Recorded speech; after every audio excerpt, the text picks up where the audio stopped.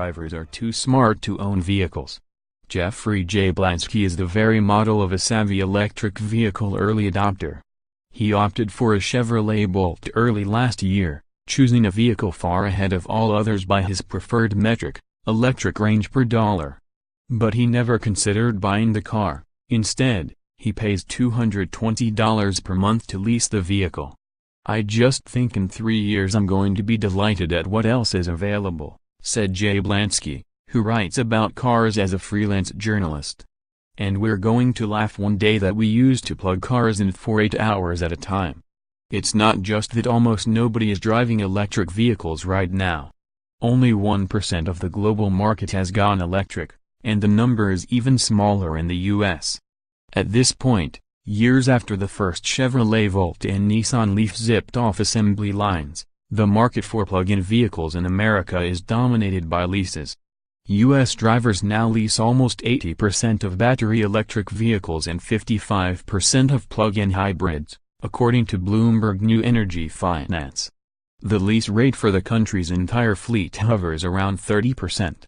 There's one blank spot in the data. Tesla does not divulge how many of its vehicles are leased, and since it sells its cars directly rather than through dealerships, the company doesn't have to. The lopsided consumer preference for leases is fueled by the meager demand for battery-powered vehicles on the used market. Partly this is a consequence of public policy meant to spur electric vehicle adoptions. Buyers of pre-owned cars can't grab thousands of dollars in federal and state incentives. The high lease rate is also fueled by the bet Jablansky and others like him are making that upcoming models will far exceed today's in value and capabilities. When there's new technology coming out, and it's coming out so rapidly, and you're improving on it so constantly, typically people only want to lease it, Steve Center, a vice president of American Honda Motor Co., said in an interview at the 2017 New York Auto Show. The hydrogen fuel cell version of the Honda Clarity isn't available for purchase, it can only be leased. "Think of your cell phone," Center explained. "Perhaps electric vehicles will truly arrive when they are no longer compared to smartphones, which become obsolete after 3 years. The bet on fast-paced improvements makes sense. In the past 5 years, battery prices have fallen by an annual average of 20%, according to BNEF, as factories scale up and engineers perfect the packaging of cells. If you look at what can happen across the lifetime of a lease, you're really talking about doubling the range of these vehicles," said Edmunds analyst Jeremy Acevedo. Not surprisingly, a dated plug-in car is a pariah.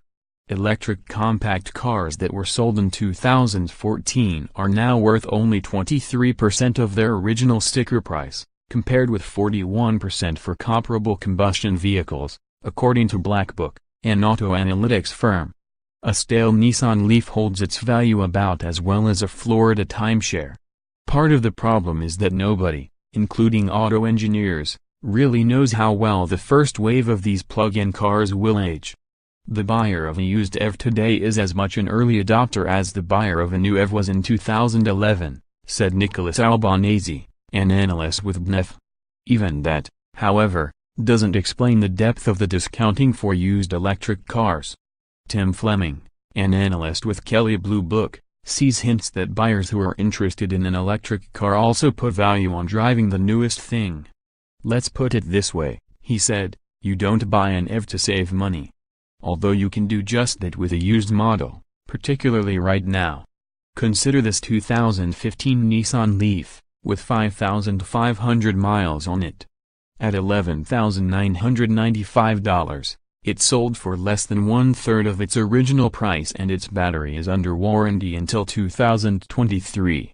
For perspective, that's what the average U.S. driver and the average U.S. vehicle spends on gas alone over an 8-year period.